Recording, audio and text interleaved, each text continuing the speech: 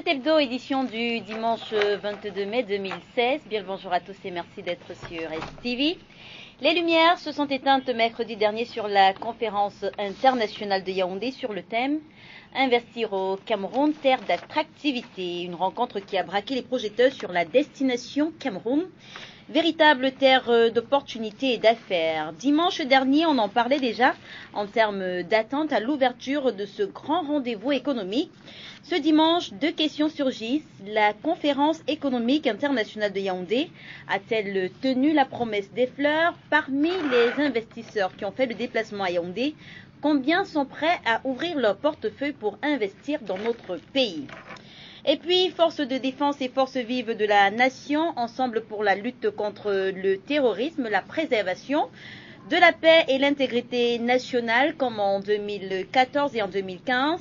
La fête nationale du Cameroun a été célébrée ce vendredi dans un contexte marqué par la lutte contre la secte terroriste Boko Haram. Loin de cette guerre, la 44e édition de la fête nationale remet au goût du jour une question qui a toujours existé. Unité au Cameroun, quête permanente, slogan ou réalité? Une question qui se veut encore plus importante à la lumière des événements de vendredi à Yaoundé, entre l'interdiction de défiler des partis politiques par représentés à l'Assemblée nationale par le préfet du Fondi et l'interpellation vendredi des militants du CPP et des membres du mouvement I Stand for Cameroun.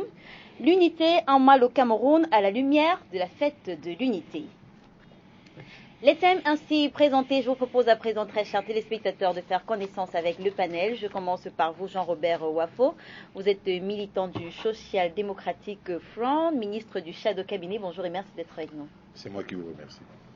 Juste à côté de vous, nous recevons Cyril Bojico, le patron de Balafon. Bonjour et merci d'être avec nous. Bonjour à vous, bonjour à tous. J'ai envie de dire le groupe Balafon, parce oui. que j'imagine que la télé arrive. Oui. Après la télé, il y aura d'autres business autour. Oui, justement, il y a Balafon communication, Balafon marketing opérationnel. Donc, on a beaucoup de filiales qu'on est en train de développer. Il y a tellement de jeunes au Cameroun qui sont compétents et qui ne trouvent pas d'emploi. Donc, nous avons trouvé là l'occasion, avec justement les besoins du Cameroun en termes de marketing, de pouvoir permettre à ce jeune sorti d'école de pouvoir, à partir de l'idée que j'ai mis en place et des moyens que je mets en place, mettre en exergue leurs compétences et question de faire gagner le Cameroun sur tous les fronts prochainement dans les 15 prochaines années. Jeune entrepreneur. Oui, jeune entrepreneur, c'est ça. Malheureusement, on n'était pas à Yaoundé pour le Doing Business, pour le forum économique. Mais là n'est pas la question. Merci d'être avec nous en tout cas. Oh non, peut-être que ce n'est pas encore à notre niveau, mais on est sur le chemin. On en parle justement parce qu'on a constaté que l'expertise nationale a été mise de côté. Donc en face de vous, on reçoit Bédi Moko. Il est militant du Manidem, membre du bureau politique. Oui. Bonjour et merci d'être avec nous. Bonjour et merci d'accueillir le Manidem chez vous. Voilà, c'est la toute première fois que je vous reçois, si je ne me trompe pas. Oui, là, sur ce plateau, c'est la première fois pour moi, personnellement, mais pas pour le Manidem, bien entendu. Bien entendu, Anissé Kanasova était là. Et bien d'autres encore. Voilà, et bien d'autres encore. Donc à côté de vous, le dernier, mais pas des moindres, Robert Moutiambassa, opérateur économique, militant du Rassemblement démocratique du peuple camerounais, membre du comité central. Bonjour et merci d'être avec nous. Bonjour Léla, bonjour aux copanélistes, bonjour à tous les téléspectateurs qui nous regardent. Nous pensons que les sujets qui ont été arrêtés par vous sont des sujets d'importance majeure et nous espérons apporter un peu d'éclairage à tous les Camerounais et permettre que le Cameroun continue d'avancer. Pour emboîter le pas à Cyril Boudjigo, je pense que c'est les jeunes qui doivent prendre leur avenir en main parce qu'il n'y a pas d'une autre façon de le faire. Alors peut-être cette petite blague, jeudi lorsqu'on suivait le 17h à la rédaction de Spectrum Télévision, alors en rapport avec le défilé au boulevard du 20 mai, on a pu comprendre qu'il y avait un parking réservé aux membres du comité central lorsque les dispositions étaient prises. Je vais juste comprendre, pour rire, c'est une question innocente. Le comité central, c'est un organe du gouvernement maintenant. Non, la question n'est pas une question difficile à répondre. Vous savez, c'est le protocole d'État qui gère un peu ce genre d'événement. Le protocole d'État prend en compte tous les corps. Il n'y a pas que le comité central. Il y a le parking présidentiel, il y a le parking pour l'Assemblée, il y a le parking pour la Cour suprême, les partis politiques, y compris le comité central du RDPC. Donc, ça fait que quelque part, c'est le protocole qui gère ce genre de choses. Et dire qu'il y avait un parking pour le comité central, c'est un peu normal. Le RDP, c'est le parti qui est au pouvoir. On ne va pas faire la fine bouche. Moi, je pense que quand demain le SDF sera au pouvoir, il y aura un parking pour le SDF. Donc, moi, je pense que chacun gère à sa manière. Le comité central est fortement représenté. Forcément, il faut que les gens puissent garer leurs véhicules. Maintenant, les autres partis ne sont pas forcément représentés au même niveau et en quantité. Et donc, du coup, ça fait que on ne peut pas ne pas. Est-ce que Fournier était là-bas? Il a bien garé son véhicule dans Monsieur Bédi, nous, au Manidem, nous savons d'où vient cette confusion. Et c'est quelque chose que nous avons dénoncé. Quand on défile le 20 mai au boulevard, je ne sais pas comment vous l'appelez, du 20 mai, oui. Qui est-ce qu'on est en train de... Devant qui on défile? Devant le président de la République ou devant le président du RDPC? Ça, c'est un autre problème. Mais c'est de là que vient cette confusion. On va en débattre. Nous débattons devant le président de la République, devant le président du RDPC. En fait, pour que les choses soient un peu normales, Paul Biya ne devrait plus être président du RDPC. Et ça enlèverait peut-être ce genre de confusion. Non. Là, c'est vous interférer dans les affaires intérieures du RDPC. Mais il a déjà des responsabilités au plus haut niveau. Il est président de la République. Il peut se départir de son rôle de président. Merci, messieurs. C'était juste une question pour... On ne lui a pas dit que le fait de cumuler posait un problème en tant que tel. Le 20 mai, c'est la fête de l'unité. Et la fête de l'unité, on défile devant le président de la République. Tous les partis politiques, y compris le RDPC et les autres. Donc, je crois qu'il n'y a vraiment pas un problème. Moi, je suis d'avis pour les... Je l'ai dit dernièrement à une autre chaîne de télévision. Moi, je suis d'avis pour les prochaines fêtes de l'unité, que ce soit uniquement l'armée qui défile. Parce que ça évite tous ces problèmes inutiles où chaque parti veut venir défiler avec ses pancartes. On laisse comme partout dans les grands pays aujourd'hui. C'est l'armée seule qui défile. Terminé, on a un point très. Jean-Robert Wafo veut dire quelque chose sur le parking réservé aux membres du comité central. Non, mais moi je trouve que c'est un scandale. C'est-à-dire qu'il faut qu'on soit clair là-dessus. Et les militants du RDPC, c'est vrai, c'est un parti État, parce qu'en fait, le plus gros de leurs militants se recrutent dans l'administration. C'est pour ça qu'ils ont des scores parfois à la soviétique.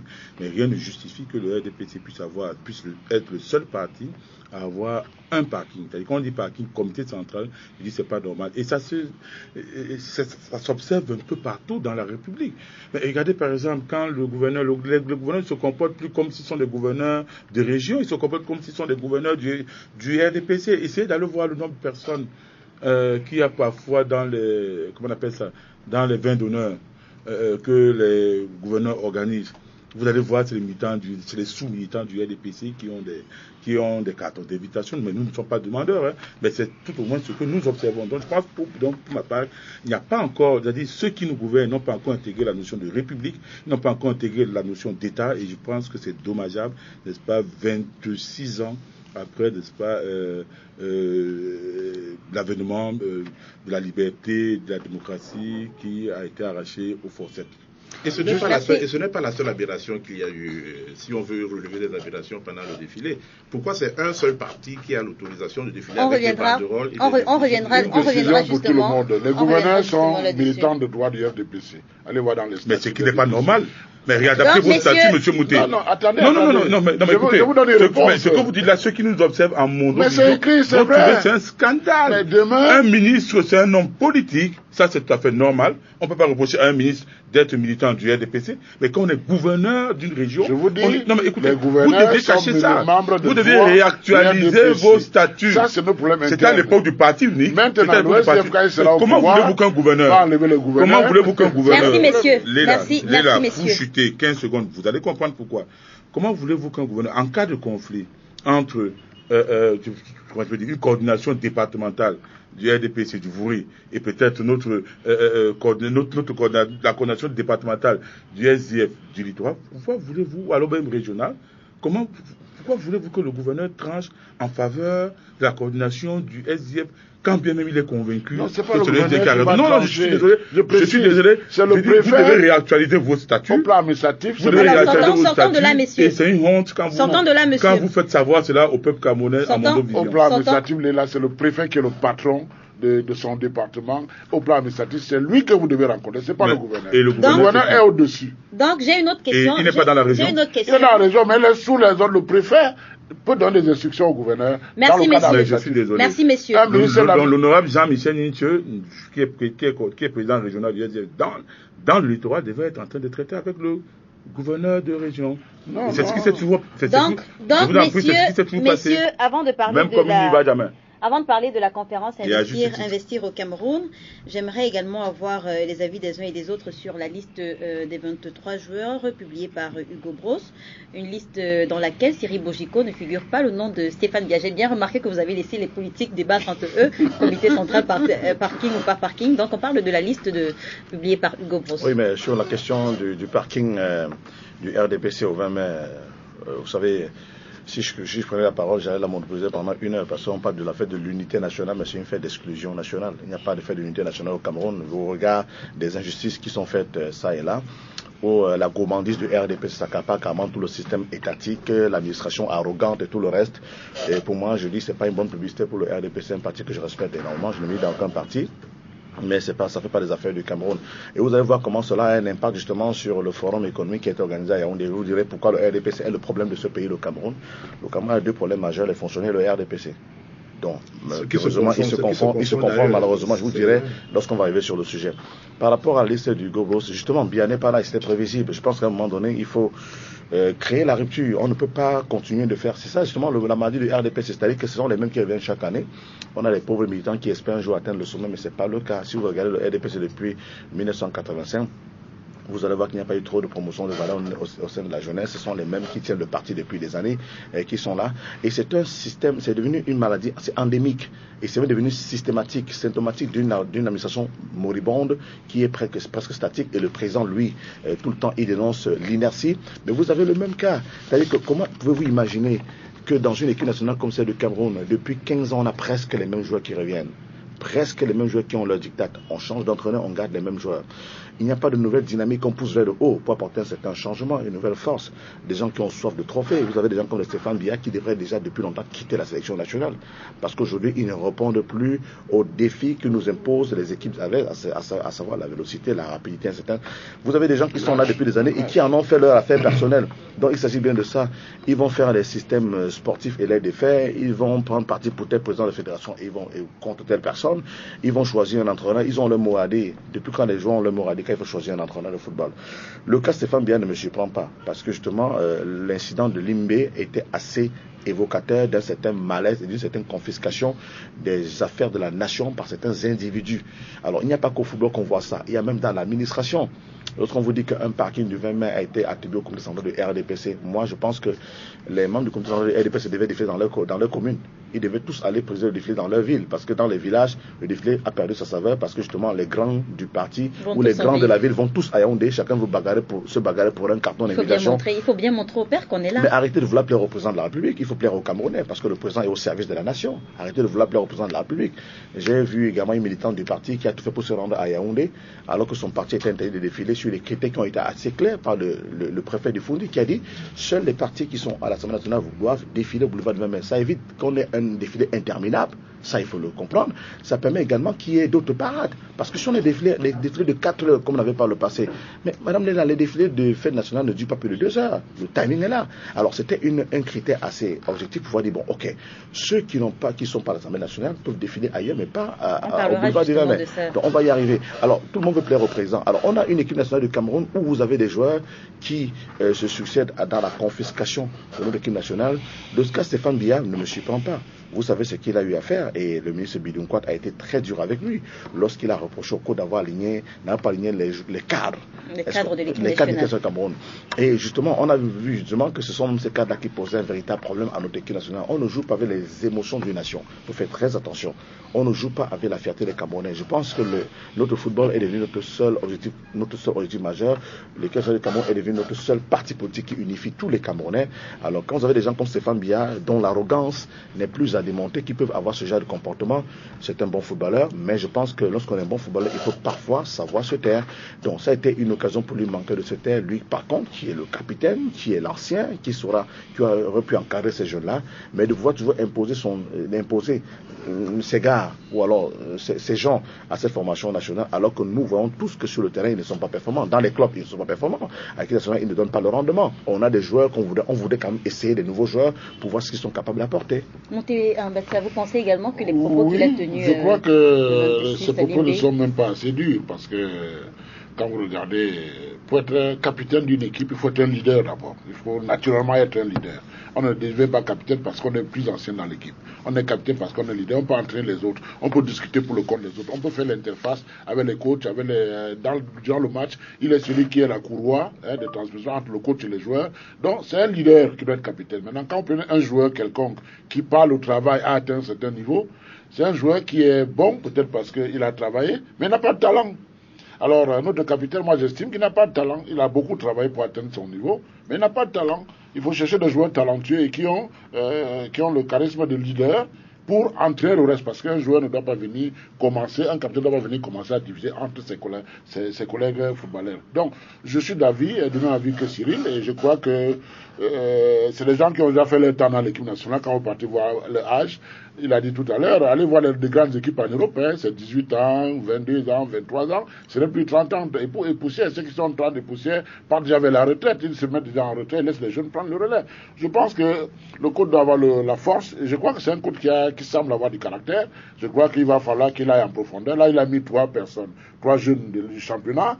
Je pense que c'est suffisant. Il faut remonter et avoir plus la moitié de notre équipe nationale qui est issue de notre championnat. Et maintenant, les professionnels doivent se battre et être parmi les meilleurs pour venir apporter le plus, comme à l'époque de Roger Mila et autres. À l'époque, Roger Mila venait seul avec Bauken. Paul Bauken, il venait à 2 pour renforcer une équipe de 12, de 11. Et on avait de bons résultats. C'était pareil pour Abega et les autres. Donc, avoir une équipe qui est à 100% des gens qui sont des expatriés, comme on est en matière de football, je pense qu'on amène les problèmes d'entraînement, de regroupement et autres. Si on a 6 ou 7 qui font partie du championnat national et les autres viennent de l'extérieur, je crois qu'on va faire une très bonne équipe. Et ceux qui jouent au Cameroun ne vont plus être trop tentés de sortir. Parce que le problème, c'est quoi? Comment on se rend compte que l'équipe nationale n'a fait que de 23 personnes professionnelles qui viennent de l'extérieur? C'est chacun, même dès qu'il apprend à jouer à la TIS, cherche déjà à partir parce qu'il va avoir au moins le statut de professionnel. Non, je pense que l'ascension de Biassi, cette ascension, elle est bonne. Je crois qu'on devait la prolonger un peu pour continuer à voir s'il n'y a pas d'autres qui peuvent émerger. Parce qu'à l'heure amener trop vite, il va revenir encore pour les règlements de compte. Monsieur Bédimon. Oui, tout à fait. Bon, ce que moi je voulais dire là-dessus, la gestion du football camerounais ne peut être qu'à l'image de la gestion de l'ensemble du pays. On ne peut pas sortir le football de comment fonctionne le pays, c'est-à-dire l'improvisation, le manque de préparation et le reste. Il faut déjà se poser certaines questions. Sur quels critères déjà sont choisis ces entraîneurs? Comment est-ce qu'on les nomme? D'où viennent-ils? Maintenant, je ne sais pas ce que est devenue la direction technique nationale dans ce pays. Un peu pour dire comment sont sélectionnés les joueurs. Apparemment, d'après ce que je suis en train d'entendre là, les joueurs maintenant sont sélectionnés à base de une humeur qu'il a eu parce qu'il a dit ceci, il n'a pas dit cela. Est-ce que c'est ça qui devrait être les critères de sélection des joueurs? S'il y a une direction technique nationale, on devrait être capable de détecter les joueurs au plus bas niveau, suivre les révolutions et les accueillir maintenant à l'équipe Fagnon le mois venu quand ils ont atteint leur maturité. Mais maintenant, la paresse qui a cours dans le pays existe aussi dans le football camerounais, c'est-à-dire il n'y a pas ce travail de détection du talent de la base. Maintenant, les entraîneurs, bon, avec ceux qui les choisissent, on sait sur quels critères, se contentent juste, on l'a décrié tout à l'heure, ils se contentent juste de regarder à gauche, à droite, choisir ceux qui, on ne sait comment, ont atteint certains niveaux dans des championnats. On ne sait pas comment ils sont partis. On les a peut-être pas souvent évolué au championnat camerounais. Ils sont arrivés là où ils sont. Alors pour l'entraîneur, le travail est très simple. Il s'assoit, il sélectionne les joueurs. Au lieu maintenant de se confier à la direction technique nationale qui devrait être en charge de sélectionner les joueurs de la base, on arrive à ce genre d'exception. Espérons, j'ai entendu dire tout à l'heure que peut-être le nouvel entraîneur est quelqu'un qui a du caractère, un homme de poigne. On espère qu'il va se soustraire, maintenant de toutes les influences qui viendront à gauche à droite, qui pourra nous bâtir une équipe. Et puis il faudra quelqu'un de courageux, parce que ne nous limitons pas juste aux résultats ponctuels que nous pouvons avoir. Essayons aussi de faire un travail dans la durée qui va payer. Jean-Robert Wafou, vous voulez dire un mot là-dessus? Oui, tout juste pour d'abord être solidaire, n'est-ce pas, du coach qui a mis Stéphane Biya de côté. Parce que voyez-vous, quand on rentre un peu dans le passé, on se rend compte qu'à l'époque, il y avait un conflit entre Stéphane Biya et Samuel Eto'o. Samuel Eto'o avait été le seul à payer le prix. Et à l'époque, je disais qu'il fallait que les deux soient mis de côté. Et quitte à ce que, dans un avenir, qu'on puisse reprendre les deux, que cette sanction serve de leçon aux deux. Bon, ben voyez-vous, je suis toujours de ceux qui pensent qu'une bonne équipe de 23 joueurs est préférable à une équipe de 23 joueurs bons. C'est-à-dire qu'il faut une bonne équipe de 23 joueurs et non pas une équipe de bons 23 joueurs. C'est pas possible. Le football est d'abord collectif. Si on se rend compte qu'il y a un joueur, n'est-ce pas, qui peut perturber la sérénité, je vais dire, l'esprit de groupe, c'est tout à fait normal pour le coach, n'est-ce pas, de le mettre de côté. Voilà, Stéphane Biya récolte ce qu'il a semé après les propos qu'il a tenus à l'égard des jeunes qui devraient pourtant encadrer. En tant qu'ancien, c'est plutôt lui qui se permet donc de dire devant ces jeunes et il dit au coach, mais pourquoi tu n'as pas mis sur le terrain des cadres? Il appelle quoi cadre? Il me souvient qu'en 84, quand Claude Roy arrive au Cameroun, il fait une sélection, je crois que c'est de 40 joueurs, il part au Brésil. On prend les François Omambiik et les André Canabi qui sont à Puma Football Club. En deuxième division à Puma Football Club. On prend des gens comme les Mwabaja Kemi qui sont là-bas. C'est-à-dire, il construit une équipe après notre défaite pour la qualification de la CAN. Il construit une équipe, nous allons en 86, nous allons jusqu'en finale de la Coupe des Nations, nous perdons face à l'Égypte, dans des circonstances qu'on sait, parce que c'était tellement difficile sur ce stade. Et puis en 88, on revient et nous gagnons la Coupe au Maroc. Donc je pense pour ma part qu'une bonne équipe de 23 joueurs est préférable à une équipe de 23 bons joueurs. Merci Jean-Robert Wafo. Alors si la réalisation le veut bien, je propose qu'on prenne rapidement la transition et on parle de la conférence Investir au Cameroun, terre d'attractivité.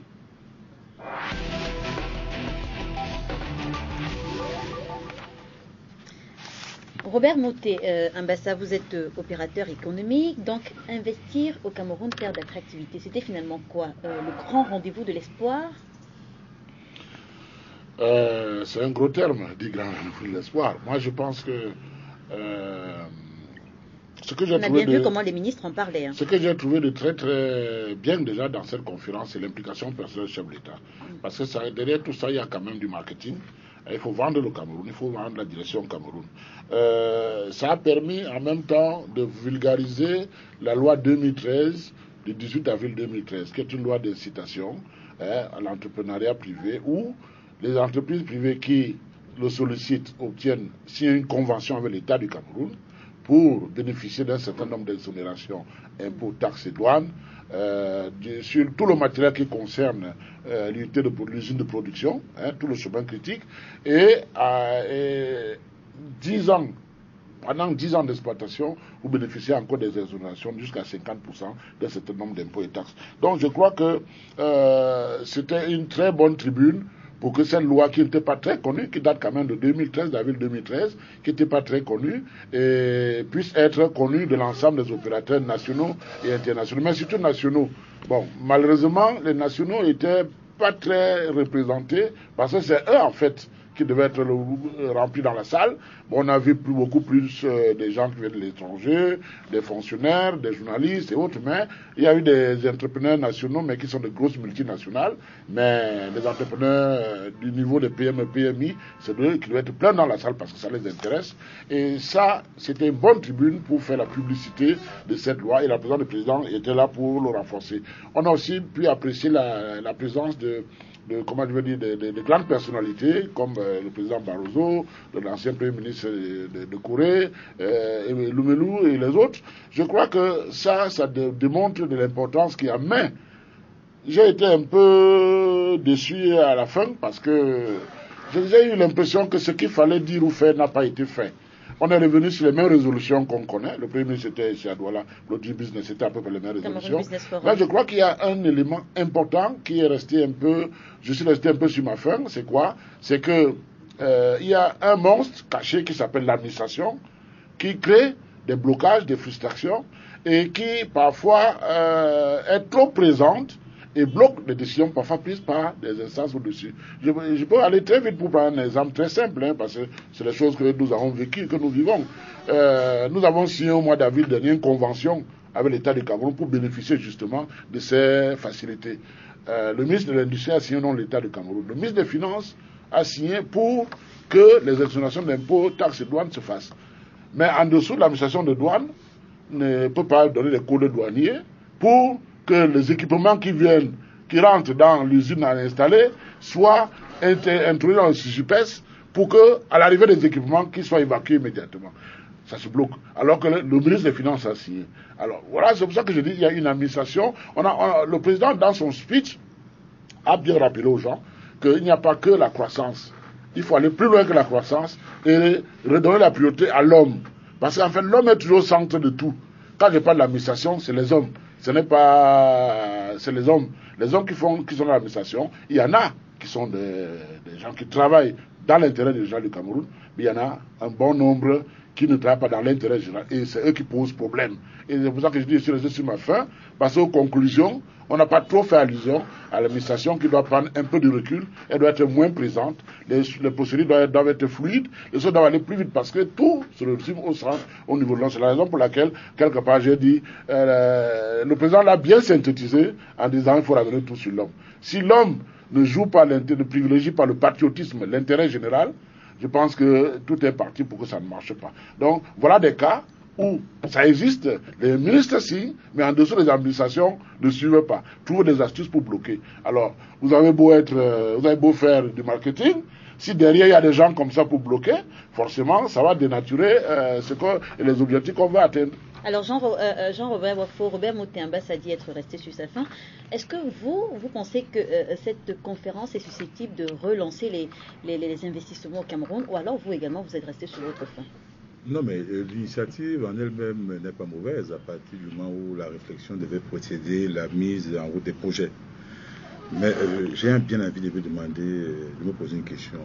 Pourquoi c'est 33 ans, c'est 34 ans après l'avènement de M. Biya au pouvoir qu'on assiste à une conférence pareille?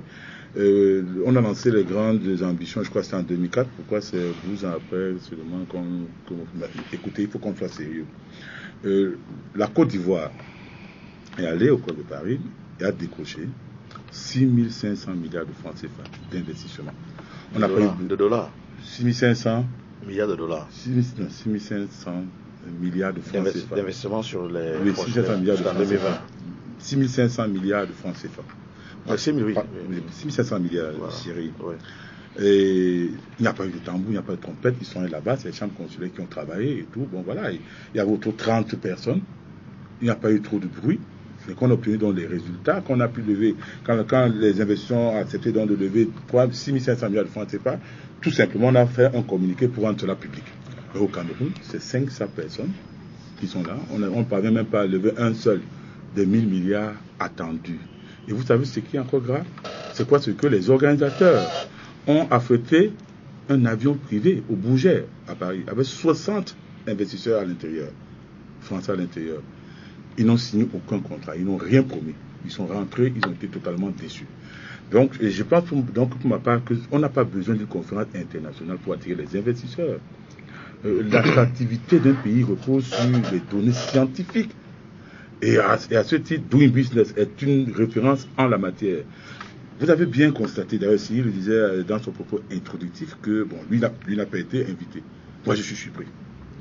Je suis surpris parce que j'ai entendu dans le même Cyril Bojiko dire une fois, je crois qu'on vous avait invité, je crois que c'était... le 11 février. Donc c'était le 11 février, le gouverneur du littoral, voilà. C'était sur ce plateau, vous avez fait l'honneur de dire, ok, donc voilà, un jeune que j'ai repéré, j'ai besoin de lui, il vous a invité, il vous a écouté. Mais on s'est limité à quoi? Ceux qui ont pris la parole, c'est Manuel Barroso qui a fait un cours magistral, je veux dire, devant tout ce parterre, et en même temps, bon, je me pose la question de savoir si Manuel Barroso également a pu bien diriger la Commission de l'Union européenne. Moi, je suis en droit de me poser la question de savoir. Il a foutu l'économie du Portugal en l'air en 2 années seulement. Tout à fait, et c'est lui qu'on prend comme référence. Moi, ça me pose la question. Je suis en droit de m'inquiéter sur le virage que va prendre l'économie du Cameroun après cette conférence. On n'a pas entendu de déclarations fortes. Il n'y a même pas eu de nationaux. Quels sont les nationaux qui ont fait des déclarations fortes? Que vous retenez de ça? Non, écoutez, l'attractivité repose sur des principes simples. Je m'attendais qu'au sortir de cette conférence, que le président de la République fasse une annonce forte allant dans le sens, par exemple, de l'amendement du Code des investissements pour le rendre plus attractif, donc de faire en sorte que ça scie avec les exigences de l'heure. Je me serais attendu que le gouvernement donne des gages que l'impunité, que l'insécurité juridique et judiciaire dans le monde des affaires, que la corruption seront brutalement pourchassées. Il n'en a rien été. Et je pense, pour ma part également, que bon, il n'y a pas eu de grandes annonces sur la création de ceci. Tout juste le groupe Castel, il ne s'est même pas cité à cette conférence, qui a dit qu'il va investir dans, comment on appelle ça, dans l'agriculture. C'est quand même surprenant. On attendait des choses, donc des annonces fortes. Ça n'a pas été le cas. Il faudrait qu'on dise aux Camerounais combien cette conférence internationale a coûté, parce que c'est avec l'argent de nos impôts qu'on a organisé cela. On n'a rien eu en retour, du moins jusqu'à présent. Même le relais médiatique qu'on espérait avoir, je n'ai lu dans aucun journal étranger. D'ailleurs, moi je suis toujours de ceux qui pensent qu'il faut plus privilégier, n'est-ce pas, les médias nationaux aux médias étrangers, parce qu'on vient investir dans notre pays. Mais comme ils fonctionnent toujours dans le sens qu'ils préfèrent que ce soit les médias étrangers qui en parlent, je n'ai vu aucun média étranger en parler. Ça veut dire tout simplement qu'il faudrait que la CONAC passe là-bas. Il dit passe de ce côté et regarde ce qu'on a fait avec l'argent, combien on a débloqué, comment ça a été utilisé, et à ce moment-là, on pourra voir un peu plus clair. Voilà, alors, avant de revenir à vous, Cyril Bojiko, le président des Camprota et Yakmato, comme vous, il regrettait déjà le fait que les capitaines des industries nationales aient été mis de côté. C'est un problème, vous également, en tant qu'entrepreneur camerounais. Oui, bien sûr, à tous les niveaux, parce que les jeunes entrepreneurs, ceux qui ont déjà fait du chemin, j'étais très déçu par ce forum de Yaoundé, parce que c'était une très belle idée du chef de l'État, malheureusement, qui a été très mal ficelée à mon avis, dans la mesure où ce ne sont pas les autres qui viennent nous développer. Il faut faire attention à ce qu'on appelle l'économie parrainée, c'est-à-dire que si on fait, parce que le président Paul Biya a fait la cour aux investisseurs étrangers, mais comme s'il n'avait pas de Camerounais qui ont assez de moyens pour pouvoir investir dans ce pays. Il y a des gens qui investissent dans ce pays. Tout ce qu'ils veulent, c'est justement, ils veulent ce genre de tribune pour valoriser leurs idées, pour poser les problèmes au chef de l'État. Parce que nous avons des problèmes, nous avons des doléances à soumettre au président de la République. Comme Jean-Robert Wafa parle de cours d'investissement au Cameroun, oui, il y a des choses qu'il faut revoir là-dedans pour inciter à l'investissement. Alors, vous savez, le Cameroun a la chance d'avoir un marché formidable qu'on appelle le marché nigérian. Malheureusement, on va demander aux gens qui sont à 1000 lieues de nous de venir investir chez nous, alors que juste à côté, vous avez des Nigériens.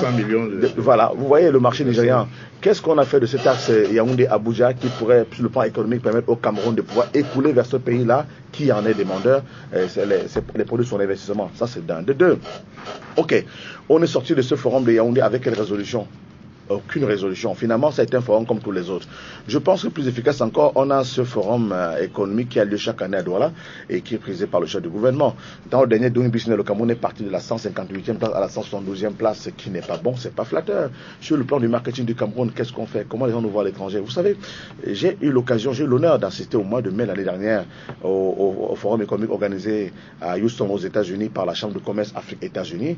Et justement, au cours de ce forum, j'ai rencontré beaucoup d'investisseurs pakistanais, indo-pakistanais, américains qui me disaient, lorsque je suis monté sur la tribune, me parler de mon expérience en tant que quelqu'un qui est parti de la diaspora pour rentrer au Cameroun, recommencer tout à zéro et investir dans le secteur de l'audiovisuel. Et des gens me disaient, mais quand tu pars de ton pays, ça a l'air tellement beau, mais c'est pas ce que nous on sait de ton pays. Vous savez, le problème que les gens ont là-bas, c'est que votre pays n'a pas une lisibilité politique parce qu'on ne sait pas ce qui se passera pour le chef de l'État qui est là en ce moment. Ça, c'est un véritable problème. Ça peut décourager les gens. On vous dit, nous connaissons au Ghana comment se fait l'association, non, c'est comment on devient président de la République en Afrique du Sud, mais on ne sait pas comment on devient président au Cameroun. Et là, ça nous pose un véritable problème. Pouvez-vous nous en dire un mot? Vous voyez, vous êtes un tout petit peu embarrassé parce que vous qui êtes Camerounais, vous saurez quoi dire à cet investisseur. Et c'est du sérieux ce que j'ai en train de vous raconter. C'est vraiment du sérieux. Je pense quand même que si le politique pouvait avoir une certaine clarté dans la gestion des affaires de la République, si on avait les mécanismes de succession qui étaient clairs et lisibles, cela pourrait intéresser les investisseurs internationaux. Parce qu'un gars vous dit, bon, je venais investir 50 milliards, 100 milliards de ma fortune au Cameroun, mais à tout moment ça peut basculer dans la violence, dans l'instabilité politique. Il y a ça également qui compte. Mais est-ce que nos experts ont tenu compte de cet aspect des choses? Non. Maintenant, au niveau de la viabilité de l'investissement, est-ce que l'État du Cameroun protège suffisamment l'investissement? Là, il y a un véritable problème. Alors je vous parle, la Sosucam est en train de souffrir à cause justement de la contrebande qui a envahi le marché camerounais du sucre. Alors, on a plus de 60 tonnes de sucre, 60 000 tonnes de sucre qui sont stockées dans les entrepôts, qui cherchent preneurs. En 2014, c'est Simencam qui en souffrait. Le ciment de la contrebande avait envahi le marché camerounais. Simencam a eu de la peine à écouler ses stocks et ça a été une véritable catastrophe de ce côté-là. Allez vous renseigner. Sur le plan, dernièrement encore, les cigarettes camerounaises en souffraient. Vous avez des gens qui paient régulièrement les impôts, qui sont régulièrement sur le marché, mais qui sont défiés par des produits illicites qui entrent sur le marché par des voies un peu contournées. Alors, que fait l'État du Cameroun? Est-ce que Paul Biya a tenu compte de cet aspect des choses-là pour protéger justement ceux qui sont en droit avec la fiscalité, avec la réglementation en vigueur? La contrebande est reine sur le marché camerounais. Le commerce est dominé par les produits de la contrebande. Tous les jours, le ministre du Commerce sort les arrêtés. Oui, tes produits est de la contrebande, mais qu'est-ce qu'on fait? Lorsque c'est lui à la radio, est-ce que ces produits sont retirés du marché? En ce moment, il y a des biscuits de la contrebande sur le marché camerounais. Qu'est-ce qu'on fait? Des biscuits et des chocolats du comme l'a dit Jean-Robert Wafo, le cadre juridique, juridictionnel, judiciaire, est-ce qu'il est efficace? Est-ce qu'on a, dans nos juridictions, une section de la justice camerounaise qui s'attaque justement à ce genre de situation? Est-ce que Paul Biya pensait qu'il fallait créer justement dans les tribunaux camerounais une section de la justice qui s'attaque uniquement aux affaires commerciales? Ben oui, il n'y a pas de tribunal de commerce. Il n'y en a pas. Donc vous voyez, ce qui fait que finalement, quand vous avez devant un magistrat avec moi j'ai investi au Cameroun, voilà, depuis 13 ans je suis là, mais il y a un produit ici qui est arrivé sur le marché, je souffre énormément de cette concurrence-là. Le magistrat vous dit, bon, ok, il faut que je me refère à des experts, et ça prend le temps que ça prend. Entre-temps, la contrebande liquide se contenait sur le marché camerounais. Qui encourt la contrebande au Cameroun? Que se passe sur le frontière du Cameroun? Est-ce que nos frontières sont assez sécurisées? Là est toute la question. Posez-vous la question. Je vous dis qu'en ce moment, la contrebande est devenue le cancer de l'économie nationale, le cancer de l'investissement. Et on n'en a pas parlé au forum de Yaoundé. Pourtant, c'est un problème majeur. Voilà. Ok. La lecture que nous, au Manidem, on a fait de cette conférence est laquelle? Premièrement, convenons que ce n'est pas à coup de conférence qu'on va développer un pays. Et les investisseurs n'ont pas besoin de ce genre d'instance. Ils se connaissent très bien. Un investisseur sérieux, avant de mettre les pieds chez vous, a ses mécanismes de renseignement. Il sait très bien ce qui se passe. Maintenant, moi, je vais juste résumer ce que j'ai entendu à vous.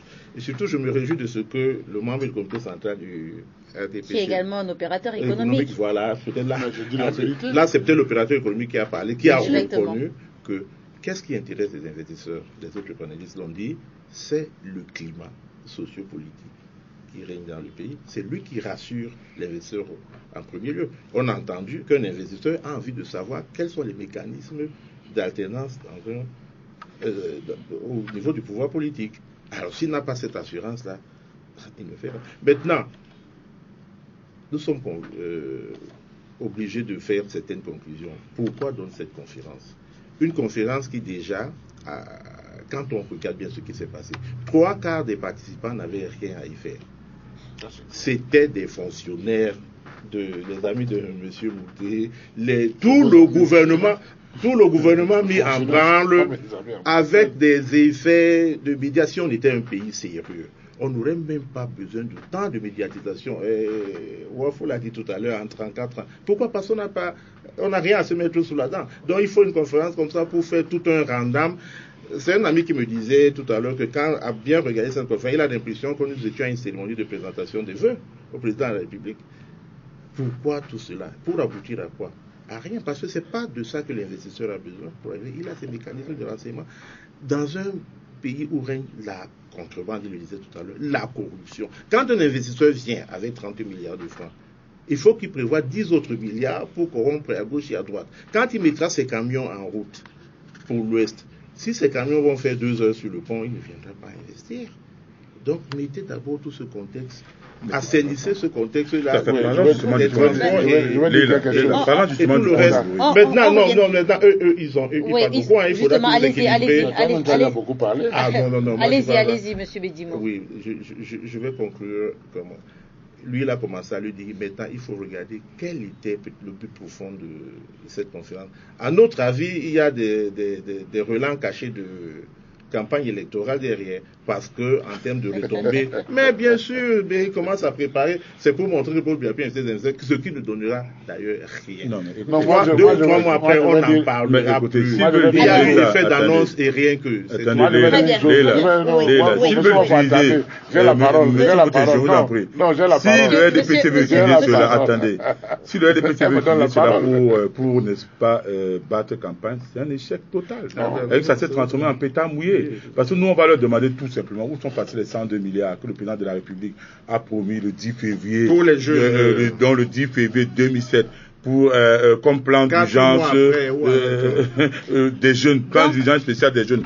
Où sont passés les 925 milliards du plan d'urgence de 2015, donc de la relance de la croissance de l'économie. Non, écoutez, ils ne peuvent pas utiliser ça. Moi, ce que je vais dire, vous avez parlé du pont du Vouri.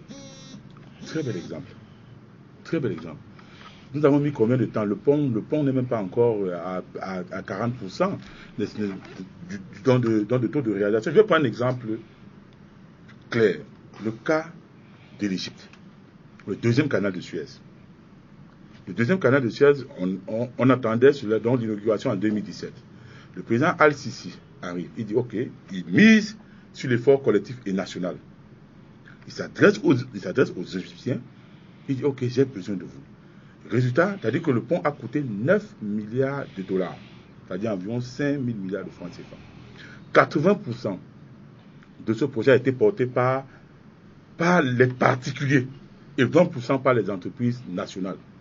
On attendait que ce pont soit inauguré en 2017. On a inauguré, donc on a lancé ce pont en 2015. En 2016, 24 mois après, non 12 mois après, le pont était livré. Le pont était inauguré. Résultat de course, c'est depuis 2015 que ce deuxième canal de Suez est fonctionnel. Il y aura 50 navires supplémentaires. Il y a 50 navires supplémentaires qui circulent en parallèle de l'ancien canal. C'est-à-dire, et ils attendent quoi? En 2023, les 9 milliards de dollars qui ont été supportés à 80% par les particuliers égyptiens et à 20% par les entreprises nationales, ça va rapporter 13,2 milliards de dollars. Donc vous vous rendez compte? C'est-à-dire, en moins d'un an, on a pu construire le deuxième canal de Suez qui est long de 72 km. Il dit de 72 km, parallèlement avec l'ancien canal. Le pont du Vouri, là, qu'est-ce qu'on picote là-bas depuis? Alors, Robert, un investisseur, par exemple, qui décide, ça c'est pour chuter, oui. Un investisseur qui décide, par exemple, d'installer son usine de production à Bonabéry là-bas.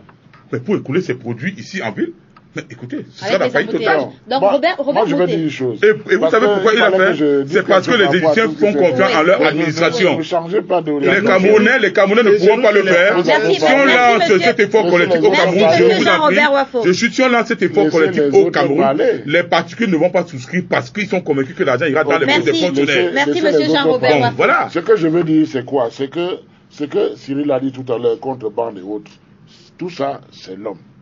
La contrebande, c'est vrai, mais je pars plus loin. Il n'y a pas que la contrebande. Quand vous partez acheter une boîte de lait fabriquée au Cameroun, à Malabo, vous payez la douane ici au Cameroun, elle coûte moins cher que celle qui est fabriquée au Cameroun.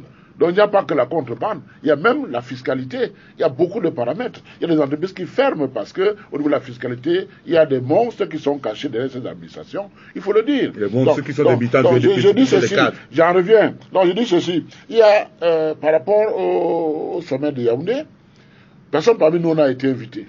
Moi non plus, je n'ai pas été invité parce que je n'ai pas reçu le carton. Cyril, opérateur comme moi, n'a pas été invité. Mais laissez-moi parler. Je voudrais dire ceci. Cette tribune doit nous permettre à nous autres de faire des propositions pour avancer. Ce qui n'a pas été dit là-bas, ou on n'a pas voulu dire là-bas, on doit le dire ici. Moi, j'estime que dans ce genre de forum, il y a deux facteurs importants qui concernent les opérateurs économiques. Il faut des sources de financement. Quand la loi 2013, dont j'ai fait allusion tout à l'heure, quand une entreprise a signé une convention avec l'État, l'État doit encourager, exhorter les banques à financer des projets validés par l'État. Parce que, déjà pour monter le dossier, on vous demande combien vous avez pour réaliser votre projet. Si vous n'avez pas d'argent liquide disponible, on n'étudie pas votre dossier. Voilà une première erreur. Il faut étudier tous les projets, parce qu'il y a de très bons projets pour le Cameroun. L'État doit justement mettre la main à la pâte pour imposer que les projets validés par l'État, à travers le ministre de l'Industrie et le ministre des Finances, doivent trouver financement dans les banques locales. Ça, c'est un point. L'autre point, j'ai dit, c'est l'homme. Il y a beaucoup de projets au Cameroun qui foirent à cause des hommes. Je vous ai pris un exemple tout à l'heure concernant le service de douane qui bloque ce qui est signé par le ministre des Finances, le patron. Je peux prendre d'autres cas comme ça, les 5000 logements d'Olembe, les abattoirs de EMSA, Nord et autres, où Ça se bloque à cause de l'homme. On ne veut pas donner des garanties. On ne veut pas signer des garanties au nom de l'État. On ne voudrait pas donner la quote-part de financement de l'État. Et le projet tombe. Donc, il faut essayer d'aller dans le sens de mettre moins d'administration dans les conventions, dans tout ce qui est signé. Quand c'est signé, il n'y a plus à revenir vers une autre administration. Et limiter et rendre les choses avec des chronogrammes bien précis. Parce que quand vous montez un dossier, on vous dit, dans les 3 mois, il doit aboutir. S'il n'a pas abouti, c'est considéré comme abouti. Il faut mettre ce genre d'outils pour imposer de faire avancer les choses. Le gros problème des Camerounais, ce n'est pas la création. Même Barroso l'a dit. Les gens sont très créatifs. Maintenant, il faut financer derrière. Si on vous demande de financer un bon projet que vous avez alors qu'on n'a pas d'argent, vous avez les idées, c'est l'État qui doit aider les gens à le faire. Donc, ce forum devait remettre en relief ce genre de choses pour encourager les jeunes promoteurs. Parce qu'au jour d'aujourd'hui, les gens qui ont beaucoup d'argent, c'est pas les promoteurs, hein, c'est pas les industriels, hein, c'est les fonctionnaires qui ont beaucoup d'argent. Mais eux ne peuvent pas investir parce que dès qu'ils vont mettre un investissement, tout le monde va voir et on va dire, ah tiens, tu as plus d'argent. Donc, du coup, l'argent ne prend pas. Mais c'est clair, je ne t'apprends rien, tu le sais bien. Mais c'est les milliardaires. C'est pour ça que il ne faut pas venir sur des plateaux faire la politique d'Autriche. Des gens qui gèrent. Les gens qui gèrent. Non, je voulais vous faire répéter. Laissez-moi parler. On n'est pas à l'école. Je dis bien, et je parle avec clarté, les gens qui gèrent des gros montants d'argent, ceux qui ont de l'argent. Donc, et qui sont ceux qui gèrent? C'est pas toi, c'est pas moi, c'est pas Cyril. Donc, quelque part, je pense qu'il faut revoir ces 2 points, financement et la présence de l'homme, et particulièrement de l'administration, où il faut mettre tout en œuvre pour qu'il y ait moins d'administration, beaucoup de fluidité, moins de présence, moins de paperasse. Et je peux vous garantir que beaucoup d'opérateurs souffrent pas que beaucoup de l'administration, même fiscale. La fiscalité aujourd'hui est devenue telle que le fait qu'ils aient ce qu'on appelle le privilège du trésor, parce qu'ils doivent venir vous faire des contrôles, ils sont libres de vous bloquer, fermer vos entreprises, bloquer vos comptes. On a un individu qui ne voit pas l'intérêt du Cameroun, aller fermer une entreprise qui a des Camerounais qui nourrissent tous les jours, mais je crois qu'il y a quelque chose à faire. Il faut revoir le code des investissements. Voilà les choses sur lesquelles on devait déboucher. Moi, j'ai suivi les résolutions finales de Kali Barroso. Bon, on parlait justement de fiscalité dans ces résolutions-là. Donc, à la fin de cette conférence, des résolutions ont été prises, entre autres, être davantage aux côtés du secteur privé, mais également encourager les investissements par des facilitations fiscales et administratives, avec en prime une administration performante. Est-ce que c'est pas finalement ça le véritable défi après cette conférence, transformer les résolutions en réalité dans le contexte camerounais? On sait bien ce qu'on fait des résolutions. Ben, malheureusement, à chaque fois que le chef de l'État, son Excellence Paul Biya, a toujours pris part a toujours été impliqué personnellement dans une initiative comme celle-là, malheureusement, la célérité dans la mise en application des choses n'a pas été la chose la plus partagée. Oui, c'est toujours bien des résolutions comme celle-là, mais à quand leur mise en application? Ça veut donc dire que si demain je lance une nouvelle entreprise, ça va se passer ainsi? Non, il faudra encore attendre. Je ne veux pas revenir ici sur le chapelet des choses qui ont été annoncées, qui n'ont jamais été mises en application. Vous savez que l'une des merveilleuses idées du chef de l'État, notamment à l'endroit de la jeunesse, était justement que les jeunes qui vont s'engager dans l'entrepreneuriat vont bénéficier de beaucoup d'accompagnement, notamment sur le plan des engagements sociaux de leur personnel, que l'État supporterait pendant 2 années. Qu'en est-il aujourd'hui? Essayez ça, vous allez voir, on vous ferme le lendemain, mais les gars de la CNPS viennent vous fermer le lendemain. Alors, le président de la République a fait de très belles annonces, mais quand est-ce que les fonctionnaires, quand est-ce que les administrations vont mettre ça en application pour alléger la tâche aux jeunes qui se lancent dans l'entrepreneuriat? Là est toute la question. On n'avait pas besoin de ce forum de Yaoundé. Je pense que le président Biya, depuis quelques années déjà, sur le plan de l'économie, a pris de très bonnes résolutions, mais qui ne sont pas mises en application. Moi, c'était un forum de plus, parce qu'il y en a. Chaque année, il y a le forum économique qui est organisé à Douala, et qui est présidé par le chef du gouvernement. Chaque année, il y a des rencontres de ce genre-là. Mais je pense que le Cameroun devrait beaucoup plus gagner à faire son marketing, parce que tout le monde sait qu'il y a une pression fiscale au Cameroun. J'ai fait oui, tout le monde le sait. C'est quand vous parlez de business au Cameroun, on dit, ah, dis donc, avec vos impôts. Vous savez ce qu'on dit de vous? Ben, je venais investir chez vous, un matin, un fonctionnaire, cela vient me fermer. Tout à fait. Alors, c'est quoi la procédure pour me fermer une entreprise? Quelle est la procédure en la matière? Est-ce que justement, il y a un comité d'arbitrage, une structure d'arbitrage pour ce genre de conflit? Lorsqu'on vous scelle votre magasin pendant 2, 3, 4 semaines, un fonctionnaire se lève, il le scelle. Il a ses bonnes raisons de le faire. Maintenant, est-ce que lorsque vous êtes décelé, le manque à gagner, est-ce qu'on a vu tout ça? Donc je pense quand même que sur le plan, tout se passe au niveau de la volonté étatique. Et je dis sur le plan juridictionnel, il faut que ce soit clair. On dit, Monsieur Bojiko, pour que Balafon soit scellé, voilà les procédures. Comme le Code du travail a dit que pour qu'un entrepreneur soit mis à la porte, voilà la démarche. C'est-à-dire que tous les patrons s'y conforment, il n'y a rien à faire. Mais sinon, vous aurez toujours ces gens qui... Il y a l'arrogance des administrations au Cameroun. Et le président lui-même l'a décrié le 31 décembre. L'arrogance de l'administration. Il sait bien de quoi il parle. Il est suffisamment renseigné. L'arrogance de l'administration. Quelqu'un se lève un matin, il ne sait pas ce que vous endurez pour créer une entreprise, vos engagements vis-à-vis des banques, et il décide de vous fermer. Il bloque les comptes. C'est compliqué, vous voyez. Ça n'incite pas, malheureusement. Ça n'incite pas. Je pense qu'il va falloir redéfinir tout ça. Et je pense que Paul Biya devrait, dans l'urgence, convoquer les investisseurs nationaux, chacun dans son domaine, pour une concertation. Tout à fait. Discuter avec eux. Qu'est-ce qui se passe? Quel est votre problème? On va lui dire, monsieur le président, voilà les problèmes. Sur le terrain, voilà la réalité. Pas les rapports qu'on vous envoie. Voilà notre quotidien en tant qu'investisseur, en tant qu'entrepreneur. Et à ce moment-là, le président aura la sagesse de donner une autre voie qui mettra. Et vous allez voir comment les gens, les Camerounais sont extrêmement riches. Ils ont beaucoup d'argent. Vous comprenez? Vous vous rendez compte, vous dites, monsieur Wafo est là, monsieur Mouté est là, monsieur Edimo est là, monsieur Edimo. Un monsieur comme Dampulo, qui fait partie des deux plus grosses fortunes d'Afrique francophone. Les deux premiers sont des Camerounais. Il faut qu'un Camerounais ait Dampulo. Mais Dampulo a 90% de ses investissements hors du Cameroun. Ça vous dit rien là?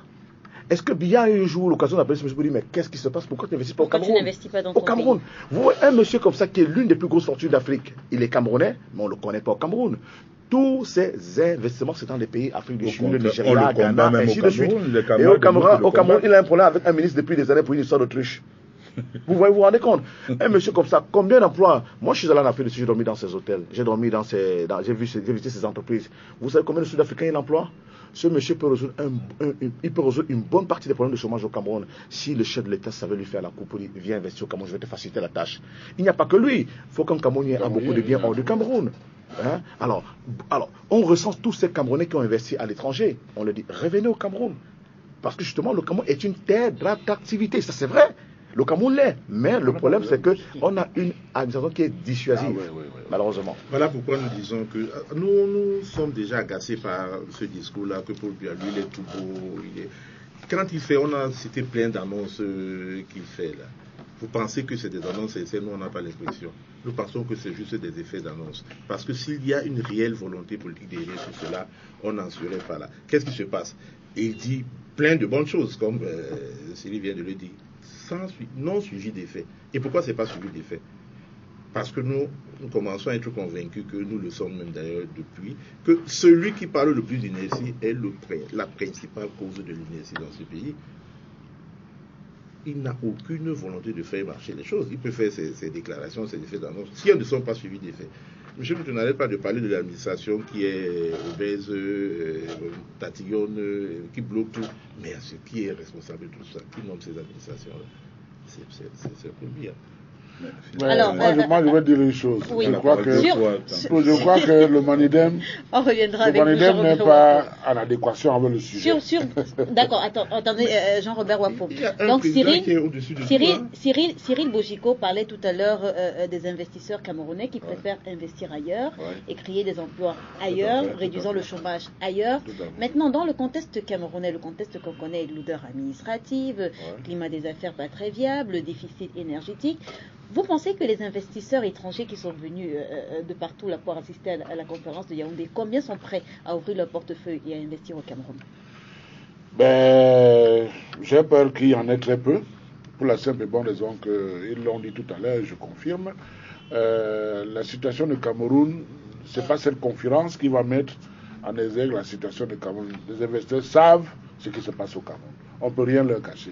C'est la raison pour laquelle, moi, j'ai dit, dans les points positifs que j'ai soulignés la sortie du président pour faire l'action de marketing, la loi 2013, de 18 avril 2013, qui incite à l'investissement privé. C'était une bonne tribune pour en parler, mais malheureusement, il y avait très peu de PMI nationales pour suivre tout ça. C'était une très très bonne tribune, la venue des personnalités étrangères. Je me suis limité à ça. Mais je ne suis pas sûr que au sortir de cette conférence, on va voir des multinationales affluer au Cameroun, je ne pense pas.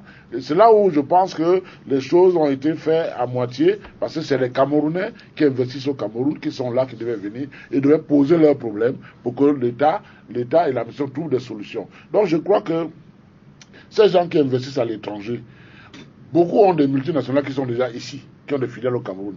Je ne pense pas qu'il y en aurait d'autres. Il faut encourager la promotion des promoteurs camerounais. C'est très très important que l'administration soit moins présente, je l'ai dit. Vous voyez, il a pris le même exemple. Il y a des systèmes de fonctionnement de lourdeur dans notre administration qui font que vous êtes une entreprise, vous avez passé le temps à démarrer votre entreprise, à essayer de vous mettre au niveau. On vient vous faire un contrôle il y a 5 ans en arrière. On vient vous dire il y a 5 ans en arrière, il y a eu ceci, il y a eu cela. Alors il faut déjà se retrouver. C'est vrai qu'il faut tenir les livres comptables à jour, mais il faut se retrouver. Et après, le système qu'on a remarqué, c'est que le fonctionnaire des impôts, qu'est-ce qu'il fait? Il trouve, vous ne pouvez pas faire un contrôle et sortir là en disant non, tout est bien. Ils vont vous dire, il y a quelque chose qui ne va pas, et ils gonflent. Une fois qu'il a gonflé, vous dites bon, qu'est-ce qu'on fait? Vous donnez combien à l'État, vous me donnez combien? Voilà comment, voilà tout ça, ça plombe le système quand on parle de l'administration. Ce n'est pas le ministre en haut qui a signé, c'est l'inspecteur des impôts qui est aux grandes entreprises, aux moyennes entreprises et autres, qui te dit, bon voilà, j'ai fait le contrôle là, la loi, ils vous sort. Comme ils savent que la loi des finances n'est pas très vulgarisée. Bon, c'est vrai que le ministère des Finances part au CHICAM essayer d'en parler, mais on devait faire des séminaires, des symposiums partout sur l'ensemble du territoire pour que les commerçants, les boulangers, les pâtissiers, les garagistes et autres, tous doivent pouvoir venir s'imprégner de la loi de finances, parce que le fait, la méconnaissance de cette loi fait que vous tombez devant un inspecteur, il vous sort d'une série de lois que vous ne connaissez, de textes, de chiffres que vous ne connaissez pas, et il vous dit c'est ça. Si vous partez devant, tant pis, on va vous tuer là-bas. Finissez ici avec moi. Donc vous comprenez, c'est un système qui, quand une année est passée et qu'on a fait le bilan, on a bouclé, on passe. L'histoire de revenir en arrière, ça crée un business fou. Ah oui, ça c'est important. Ça crée un business fou, je vous dis. Parce que les fonctionnaires des impôts, comme le ministère des impôts, par exemple, la gestion générale des impôts, a informatisé beaucoup de choses. Ils n'ont plus beaucoup d'endroits où il faut aller taper. Ils rentrent dans les archives pour vous créer des situations terribles. On vous parle de dettes, de dépenses que vous ne comprenez pas. Le temps même d'essayer de comprendre, ils vous ont déjà fait des sommations, ils ont déjà écrit à vos banques, ils ont bloqué les comptes et tout, parce qu'ils ont ce pouvoir. C'est pas normal. On devait protéger les opérateurs qui investissent, qui créent la richesse, qui créent les emplois. L'idée était bonne, Jean-Robert Wafou, mais au finish, toute une conférence pour rien. On sort de ce sujet par là. Rien, puisqu'on n'a pas pu lever un seul milliard de francs CFA. On n'a pas pu le faire. Dommage. Et c'est pour ça que j'ai dit qu'il faudrait qu'on essaie de faire la balance entre ce qu'on a investi pour gagner cette conférence et ce qu'on a tiré de cette conférence. Parce que j'ai bien peur que ce soit le peuple qui est trinqué à travers l'argent qu'il a mis. Parce que ces gens-là qui dépensent l'argent, ils font toujours comme si c'est leur propre argent parce qu'ils sont là, ils peuvent décider. Mais il faudrait qu'ils rendent compte. Donc voilà, moi je dis le principal problème également, c'est l'impunité. Regardez, durant cette conférence, qu'est-ce qui s'est passé? Il y a eu 25 minutes de coupure de lumière, non? Les investisseurs sont là, on coupe la lumière, le chef d'État est là 25 minutes. Et il y a une tablette volée. Je vous en prie, qui on a sanctionné après? Pourtant, il me souvient que lors de l'ouverture de la CHAN, de la Coupe d'Afrique des Nations, au Rwanda, au Rwanda, il y a une coupure de lumière, Kagame a convoqué tout ce qui est en charge, n'est-ce pas, de mettre sur pied de ministre, tout le monde, il est là personnellement entendu, il a jeté les gens en prison. En prison. Et qu'est-ce qu'il avait dit? On ne joue pas avec l'honneur de mon pays. On ne joue pas avec l'honneur et l'image du Rwanda. Voilà. Vous avez des investisseurs. Même ceux qui ne savent peut-être pas qu'il y a des délestages au Cameroun, mais le jour ils vont savoir qu'il y a des délestages. Ils vont se dire, mais écoutez, s'il y a des délestages quand leur président est là, combien de fois quand il n'est pas là? Mais ça veut dire que c'est la catastrophe ailleurs. Donc, je dis, on ne peut pas seulement accuser l'administration. C'est vrai qu'elle a sa part de responsabilité là-dedans parce que ce qu'on appelle administration, moi j'appelle ça les militants, c'est une colonne du RDPC qui allait, n'est-ce pas, occuper dans les postes de responsabilité et avec tout ce qu'on a comme bon. Parce que les vrais, je parie, quand M. Mouté, militant du RDPC, moi, ce n'est pas une vision manichéenne de la vie politique qui consiste à dire tout est mauvais là-bas, en face de moi, et tout est bon de mon côté. Je suis d'avis, il y a des militants là-bas, chez eux, qui disent la vérité. Par exemple, M. Mouté, il a un esprit critique. Ça aurait été quelqu'un d'autre qui l'aurait vanté, comme on en trouve souvent sur les plateaux de télévision. Tout est beau, tout est bien, Dieu et tout. Non, on n'a pas besoin de ça. Aujourd'hui, il faut qu'on fasse très, très, très, très attention. Et moi, je vais dire, ce qui est curieux, c'est une absence de confiance. On n'a plus confiance en l'État. Même cette administration n'a plus confiance au président de la République, comme au Premier ministre. Voyez-vous, dans le cadre, par exemple, des collectivités, je vais faire une petite digression. Le Premier ministre a signé un décret qui reverse les marchés aux communes. il était question que le MINAT et le MINFI et le MINCOMERCE soient chargés de l'application de ce décret. On l'a jamais fait. Deuxième chose, Madame Léla, le président de la République lui-même a signé un décret fixant les salaires des magistrats municipaux, donc maires et adjoints, délégués du gouvernement et adjoints aux délégués. C'est depuis septembre 2015. 8 mois après, c'est pas opérationnel. Les gens se sont dit, on s'en fout, bientôt il va même mourir. Voilà ce que les gens, voilà comment ils raisonnent là-bas. Donc, et pourquoi vous voulez pas que également les investisseurs étrangers se posent des questions politiques? Oui, ça c'est clair, parce qu'au-delà de la mauvaise appréciation des organes de notation qui influencent négativement l'image du Cameroun, il y a aussi l'incertitude politique post-Biya. L'incertitude politique, et comme vous l'avez dit, oui, quand vous étiez en Afrique du Sud, mais écoutez, mes convictions judéo-chrétiennes m'empêchent de souhaiter qu'un individu décède, même si cet individu est mon adversaire. Mais Madame Léla, il peut arriver un matin qu'on n'entende plus parler du président de la République. Il a 83 ans, c'est l'âge d'un patriarche. Donc, en Afrique, à 83 ans, on est un patriarche. Et c'est parce qu'on atteint un certain âge qu'on commence à préparer son testament, bien avant même. Mais il peut arriver qu'un matin, on n'entende plus parler du chef de l'État. Qui va constater la vacance du pouvoir? Je pose cette question. Attendez, mais monsieur Cyril Bodjiko, moi, Camerounais, je me pose cette question. Plusieurs Camerounais se posent cette question. Combien de fois l'investisseur étranger qui va constater la vacance là? Moi, je peux dire il y aura ce qui va se passer, monsieur Cyril Bodjiko, je vais donc chuter. Ce qui va se passer en cas de vacances de pouvoir, parce que le Conseil constitutionnel n'existe pas encore, pourtant toutes les pièces de puzzle sont présentes, c'est qu'il y aura une déflagration sociale 100 fois pire que Boko Haram. Parce que ceux qui sont là, à partir du moment où le président de la République, qui les a fait rois, donc je vais dire vice-roi, est là et on ne le respecte pas, ça veut dire quoi? Les gens attendent qu'il passe. Et dès qu'il va passer, vous allez voir. La cinquième colonne va réagir. Non, je vais nuancer ce que... Non, attention. Je vais nuancer ce que Wafo dit. Parce qu'en fait, il y a des mécanismes constitutionnels qui existent. Qui dit quoi? Il y a un Sénat, il y a un président du Sénat, constitutionnellement, qui doit organiser les élections pour un nouveau président. Maintenant, avant d'organiser les élections, il faut d'abord constater la vacance. Non, je vais terminer. Qui va constater la vacance? C'est le Conseil constitutionnel, M. Mouté. C'est pas le débat. Qu'est-ce que le président de la République, M. Mouté, attend? Qu'est-ce qu'il attend, M. Mouté, pour désigner les 11 membres? Je vais me sentir obligé de prendre la transition. C'est pas le débat aujourd'hui. C'est pas le débat. Non, mais c'est le débat. Ça fait partie de l'absence de confiance des investisseurs. Voilà. Cyril Bodjiko va dire un dernier mot et puis on sort de ce sujet. Il y a un travail remarquable que le ministre Issa Chiroma Bakary devrait faire à son poste ministériel. C'est la communication institutionnelle du Cameroun. L'image du Cameroun est suffisamment écornée à l'extérieur. Les Camerounais font des choses formidables. Vous savez, le mois dernier, j'étais aux États-Unis. Et un des sénateurs du Texas a dit, le principal d'ailleurs, a dit qu'en Afrique, il y a deux peuples qui respectent énormément, les Camerounais et les Ghanéens. Ce sont des gens formidables. Et il explique pourquoi. Il dit, il connaît très bien l'Afrique, il connaît tous les peuples africains, mais il était très marqué par les Camerounais et les Ghanéens.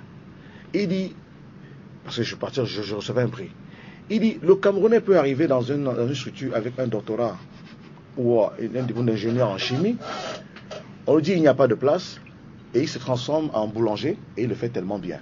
Il a cette capacité de se réadapter.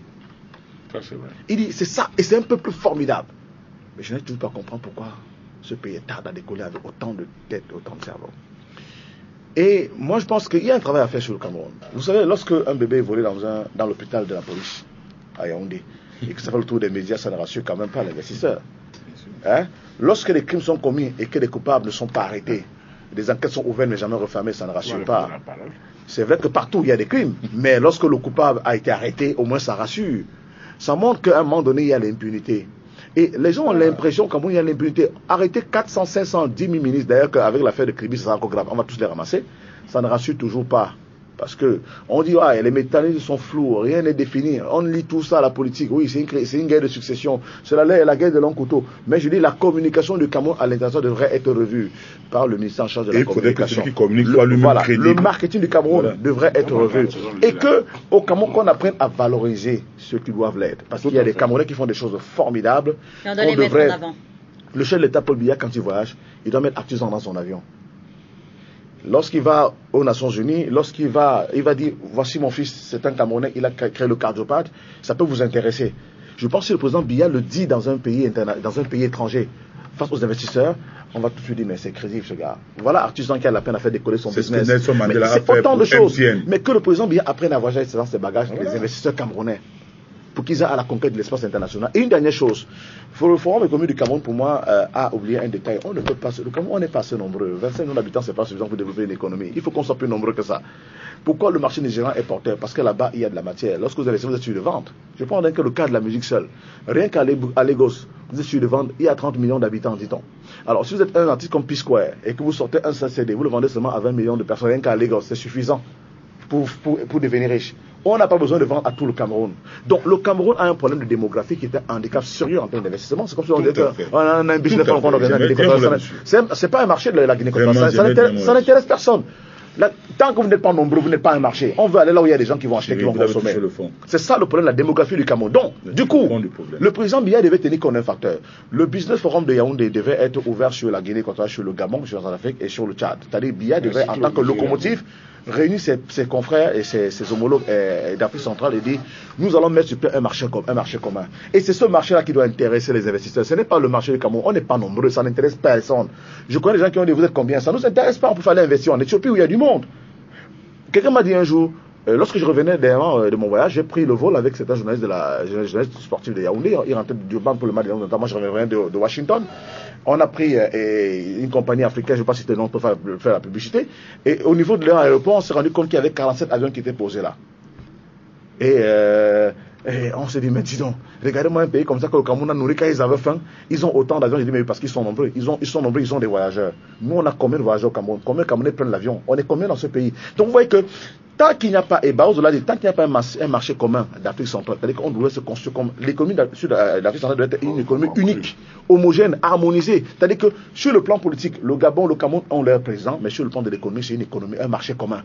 Et cette affaire de marché commun, on en parle depuis des années, ça ne dit rien aux gens. Que la politique se départisse de ce marché-là, vous allez voir que le marché commun, Tchad, Cameroun, RCA, Congo, Brazzaville, ainsi de suite, réunis, ça peut être une terre d'attractivité avec le Cameroun comme locomotive. Il n'y a aucune volonté. En 30 secondes. Quand on parle de l'unité, sinon on ne va pas s'en sortir. Sinon on ne va pas s'en sortir. Si on commence comme ça, on ne va pas s'en sortir. Allez-y, en 30 secondes. Disons, tout à l'heure, vous l'avez en disant que si il y a un problème, comme il a dit Wafo tout à l'heure, il y a un président du Sénat qui est chargé d'assurer l'intérim. Et le problème, qui constate la vacance, il faut d'abord constater. Non, on ne sait pas comment. C'est le Conseil constitutionnel qui constate, c'est dans la Constitution, monsieur Mouté. Donc je voulais dire ceci, il y a des mécanismes constitutionnels qui sont prévus. Le seul problème que moi je trouve, c'est que est-ce que ces mécanismes seront respectés en l'absence du président Biya? Merci. On prend la transition et on parle de la fête de l'unité nationale. Transition, s'il vous plaît. Je reviendrai même Moi, je commence ici parce que Cyril a trop parlé. Donc, on parle à présent de la fête de l'unité nationale. La 44e édition du JAR a été célébrée ce vendredi au Cameroun. Une célébration qui nous permet de revenir en interrogation. Unité nationale au Cameroun, quête permanente, slogan aux réalités, monsieur Bidimou. J'espère que je vais parler aussi longtemps que les autres. Vous avez la parole, monsieur Bidimou. Maintenant, qu'est-ce que j'ai besoin de dire? Qu'est-ce que j'ai envie de dire? L'unité nationale, laquelle alors? Celle du boulevard du 20 mai, comme on vient de voir, celle qui se décrète avec les pancartes, ou celle qui se construit, qui se vit au quotidien?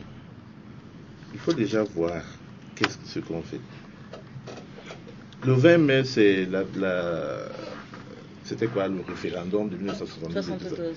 Alors, à partir de là, on voit que les choses sont viciées dès la base. Parce que ce référendum s'est passé entre Thomas.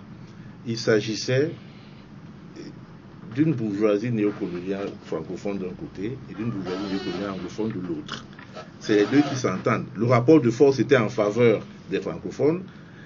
Ils ont concédé aux anglophones le bilinguisme.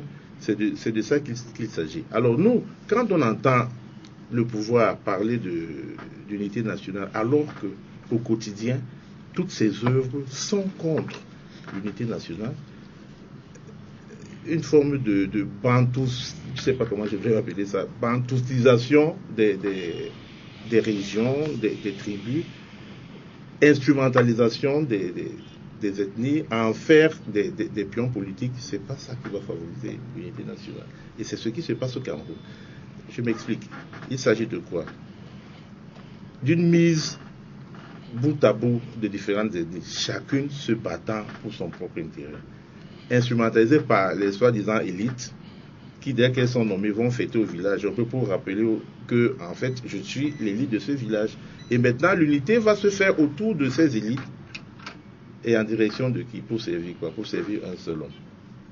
Pour le bien. Donc vu comme ça, je vous dis déjà, vous voyez déjà ce que le Manidem pense de cette unité nationale. Ça reste une quête. Et nous avons notre vision de l'unité nationale, pas celle que nous vivons tous les jours. C'est pas parce qu'on va défiler le 20 mai avec des pancartes, comment je devrais appeler ça, pour un seul individu, que nous dirons que nous avons fait une unité nationale. Ce n'est pas ça du tout que nous pensons à une unité nationale. Donc ça reste une quête permanente, ça reste une construction. L'unité nationale pourra être effective au Cameroun lorsqu'elle se fera à la base. Nous sommes des omniobistes. C'est-à-dire quoi? Nous essayons de faire vivre une idéologie commencée en 1948 par les fondateurs de l'UPC. Cette idéologie avait sa vision de l'unité nationale, qui a été complètement dévoyée par le système néocolonial mis en place après les indépendances. Cette vision de l'unité nationale, c'était au niveau des masses. Parce qu'en fait, c'est les masses qui doivent s'unir. Ce n'est pas des individus qui vont s'asseoir quelque part et décréter qu'à partir d'aujourd'hui, il y a l'unité nationale qu'on va fêter tous les jours ou tous les ans, le 20 mai, au boulevard de l'unité. Le travail à faire, c'est où je dirais que c'est une quête, ça reste une quête, ça reste un travail à faire. Parce qu'il y a un travail de conscientisation, de sensibilisation des masses de la base. Parce que c'est les masses qui s'unissent. C'est quand le doigt l'épouse, le bamléké et le petit, le bazar, que l'unité se fait à ce niveau-là. Mais ce n'est pas l'instrumentalisation que nous vivons avec ce que le pouvoir fait des élites, cette espèce de caporisation des ethnies à la faveur du régime ou de ceux qui dirigent, qui construisent l'unité nationale. Si je vous suis, le pouvoir a décrété l'unité nationale. Mais c'est des décrets, c'est pas, quand je dis décret, c'est en opposition à ce qui se fait effectivement sur le terrain. Pourtant, Robert Moutéamba, il y a bien 2 ou 3 sujets sur lesquels les Camerounais sont très unis. On a par exemple la guerre contre Boko Haram, avec l'effort de guerre. Justement, j'en viens. Je peux vous dire déjà une chose. L'unité nationale fait partie des intérêts fondamentaux de notre pays. Et à ce titre, chacun là où il est doit cultiver chaque jour l'unité nationale. Vous êtes président, ministre, DG, cultivateur, boulanger, bensikiner. Chaque acte que vous posez doit être coloré de l'unité nationale. Il faut déjà noter cela. Maintenant, l'unité nationale, le slogan, qu'est en réalité? Il y a quand même une unité nationale qui permet que l'État de droit, que le Cameroun soit comme on est là, malgré la guerre qui nous a été imposée. Mais je vais me définir en 2 points essentiels et un troisième point pour le futur. Je note que, à la faveur des indépendances, jusqu'aux années 1990-92, il y avait quand même l'unité nationale, on la vivait, on la ressentait. Pourquoi? Parce que l'intérêt général primait sur l'intérêt individuel, parce que le niveau de patriotisme au sortir des indépendances, les gens qui sont sortis des colonies, nos frères qui ont pris le pays dès l'indépendance jusqu'aux années 90-92, avaient une forte fibre patriotique, et parce que aussi l'organisation politique et l'éducation de cette époque ont moulé les gens dans des systèmes tels qu'ils avaient vraiment de l'amour pour leur patrie, et ça s'enseigne même en politique comme dans les lycées, collèges et universités. Alors, le deuxième point, moi je vois entre les années 90-92 et aujourd'hui, à la faveur de l'avènement de la démocratie, il y a eu beaucoup de libertés, d'autres ont confondu la liberté au libertinage, la désobéissance civile, les mots d'ordre de grève et autres, les Camerounais qui ne payaient plus spontanément leurs impôts, les mauvaises habitudes se sont installées, le tribalisme aussi avec, à tous les niveaux, et ça a amené l'unité nationale à prendre un coup. Au jour d'aujourd'hui, je pense que nous sommes plus dans la réalité, nous sommes dans la quête ou bien la reconquête, je ne sais pas, parce qu'on a perdu énormément à cause de ces mots que je viens de citer. Et si rien n'est fait pour le futur, et le futur je le vois après le président Paul Biya, ça risque d'être plutôt des guerres fratricides. On l'a dit un tout petit peu dans les histoires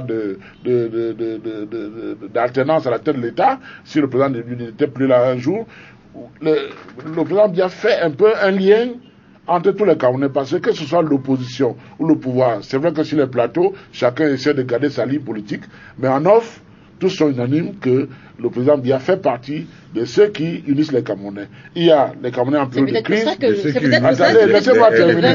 Il y a les Camerounais en période de crise. Il y a les Camerounais en période de crise, comme la guerre Boko Haram, on a bien vu les Camerounais. On a vu les Camerounais en période d'événements exceptionnels, sportifs comme le football, où comme un seul homme, ils sont réunis, la fierté nationale. En fait, Paul Biya incarne l'unité nationale. Paul Biya incarne l'unité nationale, qu'on ne le veuille pas. C'est fort quand même. Non, c'est pas fort, madame. Or, en off, je peux vous dire que je n'ai pas des amis qui ont un DPC.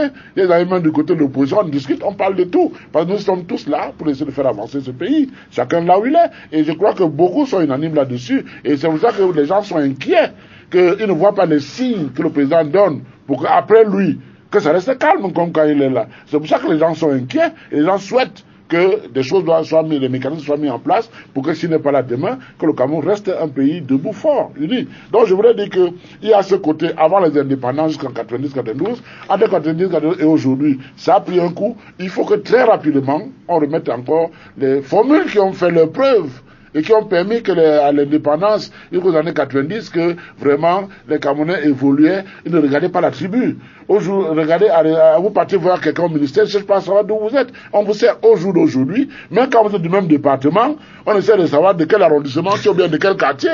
Ça veut dire que le tribalisme est en train de faire quelque chose de négatif par rapport à l'unité nationale. Donc, c'est pas encore grave pour dire que le pays est en danger, mais je crois qu'il est temps que des mécanismes soient mis en place pour qu'on se ressaisisse et que l'intérêt général, le patriotisme retrouve leur place qu'il n'aurait jamais dû perdre. Je crois que Cyril Bojiko veut dire quelque chose. Justement, alors, je ne sais pas si l'unité nationale ne doit pas se résumer à l'unité du territoire.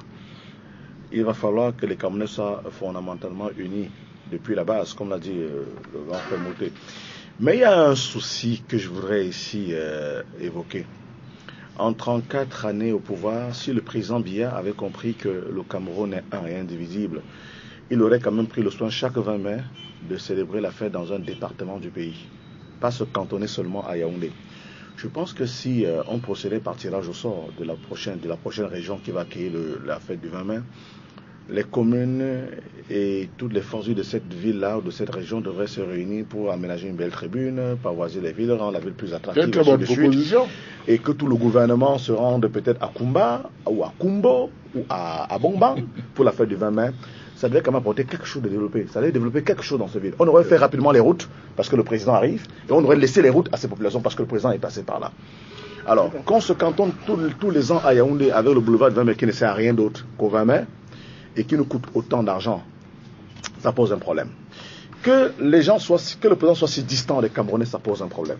Moi, je vois le président, en termes d'unité nationale, je voyais le président de la République faire ce 20 mai à Maroua. Au moins pour les victimes de Boko Haram. Le pont vert qui a connu ces atrocités, les personnes amputées et tout le reste, je voulais voir le président à Maroua pour ce 20 mai, parce que Maroua a la capacité d'accueillir ce genre d'événements. Et que ces troupes nigériennes qu'on a vu défiler viennent défiler à Maroua, qui est presque le terrain des opérations militaires. J'aurais vu le président de la République offrir ce dîner, recevoir toutes ces personnalités-là dans la résidence du gouverneur, ou je ne sais pas où, dans notre espace à Maroua. C'est ça l'unité nationale. Ça montre quand même que le président est avec nous et on est avec lui, on forme un. C'est ça justement qui manque au Cameroun. Il n'incarne pas l'unité nationale. Il incarne l'unité nationale, mais pas suffisamment. Parce que je pense qu'il fait de son mieux, mais ce sont des gens autour de lui qui lui suggèrent pas de Monsieur le Président, il faut qu'on aille à Maroua faire cette affaire-ci. Cette année, on doit aller à Bertoua, on doit aller à Mbouda, il faut qu'on aille à Kumbo, il faut qu'on aille à Tchouliré, il faut que le président voyage à travers le pays. C'est le président de la République du Cameroun. Le Cameroun ne se limite pas à Yaoundé. Et je vous ai dit, il y a une chose, le Cameroun a un problème fondamental. Yaoundé que vous voyez là, tout se résume à Yaoundé. Tout est concentré à Yaoundé et ça pose un problème d'unité nationale. Les gens dans l'arrière-pays n'ont pas la même perception de l'unité nationale qu'ont les gens de Yaoundé. Vous voyez ce que je veux dire? Vous voyez que si le président se rendait dans une ville comme Yabassi pour le 20 mai, vous pensez que le gouverneur dormirait? il ferait tout ce qu'il faut pour que le littoral puisse honorer son rang dans ce genre d'événement et on serait tous à la Yabassi pour faire cette fête. Et c'est ça la présidente. Donc, il faut qu'on ait justement cette célébration tournante. C'est ça aussi le symbole de l'unité nationale. C'est que les institutions vont vers les populations. Il faut que le président de la République comprenne qu'on ne va pas que se limiter à Yaoundé parce que justement on est en quête de l'unité nationale et elle se construit avec des démarches comme celle-là. Là, c'est l'une des démarches de construction de l'unité nationale. Alors, Jean-Robert Wafo, l'interpellation des militants du CPP et puis des membres du mouvement I Stand for Cameroun vendredi, c'est-à-dire le 20 mai à Yaoundé, alors qu'on célébrait l'unité nationale, à votre avis, ça contribue à renforcer? Non, mais c'est pas normal parce que l'article 3 de la Constitution dit que les partis ou formations politiques concourent à l'expression du suffrage. Donc il n'est pas normal qu'en pleine fête de l'unité nationale, qu'on exclue plutôt certains Camerounais, notamment certains partis politiques. Bon, mais je vais dire, par rapport à l'unité nationale, l'unité nationale, c'est-à-dire qu'une nation, c'est d'abord son histoire. C'est d'abord son histoire. Et il me souvient qu'il y a eu plusieurs entorses, n'est-ce pas, à la célébration, je veux dire, à la considération de l'histoire de notre pays. Il ne faut pas oublier une chose, c'est que il y a d'abord un problème de date. Quand est-ce qu'on devrait célébrer cela? Pour ma part, on devrait célébrer cela le 1er octobre 61. C'est le 1er octobre 61 qu'il y a eu les accords de Fumban, où le leader historique donc, de l'époque, Aïdjo, le président Amadou Aïdjo, qui était président du Cameroun francophone, et M. John Goufoncha, qui était premier ministre du Cameroun anglophone, ont laissé, n'est-ce pas, ont fait un compromis historique pour dire laissons nos divergences de côté et mettons sur une constitution. Cette constitution a été adoptée. Que disait cette constitution? Cette constitution, il y avait 2 États fédérés, c'était une fédération, et il y avait 2 États fédérés. Le Cameroun oriental, le Cameroun occidental. Mais le 20 en 70, le président a été réélu. Directement en 72, il fait un référendum qui était en fait une mascarade, un référendum qui violait la constitution de 61. Que disait cette constitution? Nulle toute modification qui porterait atteinte à la fédération. Le président est venu modifier cela. On est passé, il y a eu un référendum, il y a tout de suite. Donc, à la soviétique et tout, mais ce qui est surprenant, c'est que le Cameroun est devenu un État unitaire, la République unie du Cameroun. Mais en 84, en février 84, le président Biya, par décret, institue que le Cameroun deviendra maintenant République du Cameroun. C'est-à-dire c'est un décret qui vient balayer carrément un référendum, mais c'est pas normal. Donc il y a une frustration de nos frères anglophones. Deuxième chose, une république, c'est-à-dire pour qu'on soit unis, l'unité nationale, l'unité est apparente. C'est pas la vraie unité, c'est pas l'unité des cœurs. Il faut qu'on dise au Cameroun, pour qu'il y ait une unité, il faut qu'il y ait une vraie république, qu'on respecte la république. Et la république, c'est quoi? L'objectif d'une république, c'est d'arracher du cœur de chaque compatriote le sentiment d'injustice. C'est de faire en sorte que celui qui n'a rien puisse au moins être libre. C'est de faire en sorte que celui qui travaille puisse posséder quelque chose. C'est ça la vraie république. Au lieu de quoi, on a ça quoi? C'est également que les gouvernants soient l'émanation du suffrage populaire, je dis l'émanation véritable. Au lieu de quoi, aujourd'hui, nous sommes fortement divisés. Regardez par exemple sur le plan politique, nous avons un code électoral qui est vicié et taillé à la mesure d'un homme qui feint d'ignorer que la République commence quand la politique cesse d'être au service de la surpuissance d'un individu pour se mettre résolument au service du peuple. Écoutez, aujourd'hui, qu'est-ce qui fait qu'aujourd'hui, pour obtenir des choses élémentaires qu'on a ailleurs, qu'on soit obligé d'aller dans la rue? C'est ça le véritable problème. Donc je pense, pour ma part, qu'il faut qu'on fasse très attention. Nous avons un SMIC à 28 200 francs CFA. Celui qui a un SMIC ne peut être que choqué par le coût de la réception au palais de l'unité qui était de 4 milliards de francs CFA. Non mais écoutez, il faut qu'on fasse très attention. Et lui il a dit, et M. Mouté a dit, que le président de la République, c'est celui qui fait... Non, il fait l'unité au sein du RDPC. 15 secondes. Ça, c'est clair. Il faut l'unité au sein du RDPC. 15 secondes, M. Bédimo, parce qu'on est arrivé au terme de cette émission. Oui, 15 secondes. Je crois que M. Mouté a trahi véritablement l'esprit du RDPC par rapport à cette fête, c'est-à-dire une fête à la gloire d'un seul individu, Paul Biya. Maintenant, si je reviens sur l'interdiction des partis non représentés à l'Assemblée, on arrive à quelle conclusion? Que seuls défilent les partis qui, comme par hasard, n'ont pas adhéré au mot d'ordre initié par le Manidem de l'appel à la non-candidature du président Paul Biya. Donc, ils reviennent à la tribune maintenant et sur la chaussée des partis qui sont on dirait des partis alliés au RDPC, si absolument, vous voulez. Et il a montré, il fallait voir l'enthousiasme de Paul Biakan. Regardez même l'ordre protocolaire, Madame Léla. Madame Léla, regardez même l'ordre protocolaire. Merci, messieurs. Sur les 6 personnalités importantes de la République, sur les 6 personnalités importantes de la République, un seul est anglophone. Un seul est anglophone. Merci, monsieur Robert Wabou. En 2 secondes. Et puis on va conclure. Et cette notion de l'équilibre régional, qui est plutôt un nivellement par le bas, est extrêmement dangereux pour la monsieur. Il faudrait également que dans nos administrations, on retrouve les gens d'une seule aire géographique. Merci, monsieur. En 2 secondes avant que la réalisation ne nous... Vous avez bien remarqué que le Malidem était au sujet durant tout le... Mais je ne vais pas le dire. Parce que merci, je n'ai monsieur. pas incité à la gloire d'un homme. J'ai été très clair. Et je pense que, quelque part... Les effigies, les banderoles, les pancartes... Le Malidem, pour le moment, n'arrive pas encore à faire de meeting. Merci, monsieur Robert Mouté-Ambassa. Merci, monsieur Bédimo. J'espère que vous reviendrez très vite. Absolument. Merci, Cyril Bogico. Merci, Jean-Robert Wako. Mesdames et messieurs, merci. Jean-Robert a parlé tout seul. Mesdames et messieurs, merci de nous avoir suivis. Cette émission est rediffusée demain, lundi, lorsqu'il sera à 14h. Également jeudi, lorsqu'il sera à 13h. À très bientôt sur les antennes de Spectrum Télévision, si Dieu le veut.